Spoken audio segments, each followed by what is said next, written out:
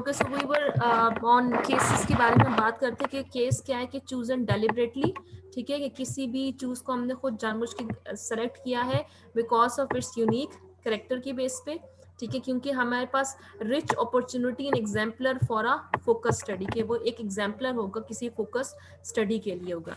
या हम क्या करते हैं, case chosen strategically because it is deem to represent the most typical of its kind, कि बहुत ही मखसूस किस्म का ये है, तो इस वजह से हमने इसको सेलेक्ट किया है। या case chosen simply and purposefully for convenience, कि अपनी आसानी के लिए कोई केस जो है वो चूज किया जाएगा, तो ये डिपेंड कर रहा है कि कौन किस तरह से करेगा। जैसे एग्जांपल है, school in which the researchers university has a collaborative partnership for pre-service teacher education and field studies in child development, ठीक है। अब उसने केस क्या लिए, यूनिवर्सिटी, ठीक है, स्कूल लिए, ठीक है। अब स्कूल उसने कौन सा लिए, जिसका उस रिसर्चर की यूनिवर्सिटी के साथ एक पार्टनरशिप बनी हुई है। तो ये क्या हुआ कि केस क्या था, स्कूल लिए, लेकिन वो स्कूल क्या था, वो स्कूल उस रिसर्चर की यूनिवर्सिटी के साथ लिंक था।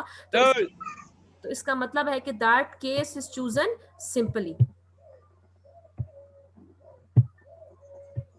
जी सलीमा, आपने कुछ कहना है? ओके, तो केस क्या है, case chosen simply and purposefully for convenience है। तो हम इस तरह से एग्जांपल दी हुई है।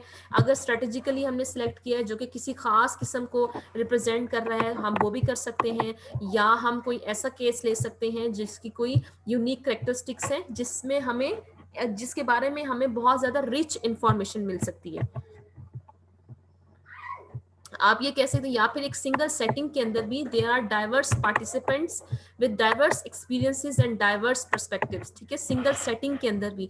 जैसे हमने आपको पीछे बताया कि एक स्कूल था, अब वो स्कूल एक सिंगल सेटिंग है, लेकिन इट्स नॉट नेसेसरी कि उन सबकी जो उनके पार्टिसिपेंट्स हैं, उसके जो पार्टिसिपेंट्स के एक्सपीरियंसेस हैं वो सिमिलर हो सकते हैं, बल्कि उनके डिफरेंट पार्टिसिपेंट्स हैं, उनके डिफरेंट एक्सपीरियंसेस हैं, उनके डिफरेंट पर्सपेक्टिव्स हैं।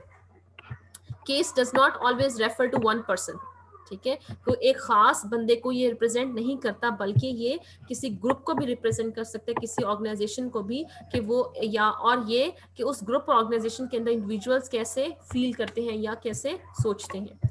कुछ क्वालिटेटिव स्टडीज में क्या है कि multiple cases might be examined simultaneously और consecutively for comparison and contrast, कि सम क्वालिटेटिव स्टडीज में हम मल्टीपल केसेस को भी एग्जामिन कर सकते हैं ताकि हम उनको कंपेयर कर सकें।